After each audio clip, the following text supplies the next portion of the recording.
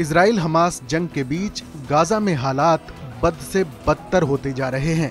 स्थिति विनाशकारी है, मेडिकल सुविधा खतरे में है, कई विभाग बिना बिजली के काम कर रहे हैं, अस्पताल का संचालन मोबाइल की रोशनी में करना पड़ रहा है और गंभीर रूप से घायल लोगों को सपोर्ट के लिए आईसीयू बेड और वेंटिलेटर की भारी किल्लत है। एसोसिएटेड प्रेस के एक वीडियो फुटेज में मेडिकल स्टाफ को टॉर्च की रोशनी में मरीजों का इलाज करते हुए दिखाया गया है। दरअसल गुरुवार को यहां एक आवासीय इमारत पर इजरायली हवाई हमला हुआ। आसपास के लोग इस इमारत में फंसे लोगों की मदद करने के लिए दौड़ पड़े।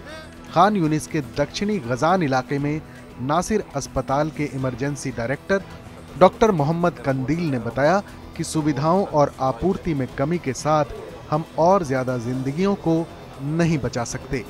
डॉक्टर कंदील ने कहा कि हम बहुत मुश्किल हालात में हैं।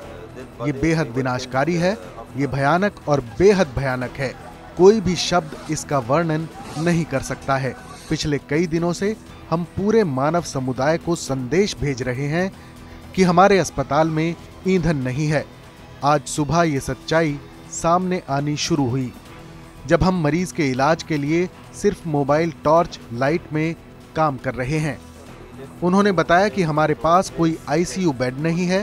क्रिटिकल केयर टीम ने कई बार आईसीयू बेड में बढ़ोतरी की, तब कहीं जाकर 40 बेड हुए हैं।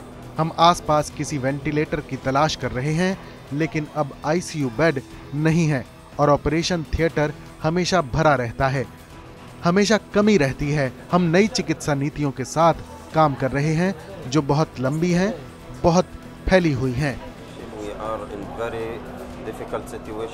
डॉक्टर कंदील ने कहा कि हम ज्यादा जीवन नहीं बचा सकते हैं।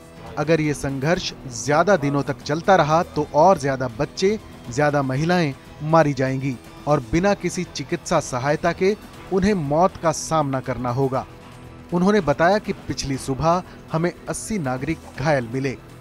हमें 12 शव मिले जो हवाई हमले के बाद मारे गए थे। घायल मरीजों के बीच हमें उनमें से 2 को मौत का सामना करने के लिए छोड़ना पड़ा, क्योंकि हमारे पास उनके लिए वेंटिलेटर नहीं था और हमारे पास कोई आईसीयू बेड भी नहीं था। इस बीच इलाज के लिए घायलों का अस्पताल में आना जारी है। दक्षिणी इजराइल में हमास के विनाशकारी हमले के बाद पिछले तकरीबन 2 हफ्तों से गाजा पर लगातार इजरायली सेना के जवाबी हमले जारी हैं। इजराइल ने फिलिस्तीनियों को उत्तरी गाजा खाली करने और दक्षिण की तरफ जाने को कहा है, लेकिन इसके बाद भी घनी आबादी वाले इस पूरे इलाके में रात भर हमले जारी रहे। ये युद्ध 7 अक्टूबर को तब शुरू हुआ जब हमास ने इजराइल में धावा बोल दिया और इजराइल ने हमास समूह को पूरी तरह से नष्ट करने की कसम खाई। हमास द्वारा संचालित गाजा के स्वास्थ्य मंत्रालय ने कहा कि 3,785 फिलिस्तीनी मारे गए हैं और 12,500 से ज्यादा लोग घायल हुए हैं। इजराइल में 1400 से ज्यादा लोग मारे गए हैं। एक इजरायली सैन्य प्रवक्ता ने कहा कि माना जाता है कि 206 लोगों के परिवारों को हमास ने बंधक बनाया था और उन्हें गाजा ले जाया गया था। इस खबर पर अपनी राय हमें जरूर बताएं।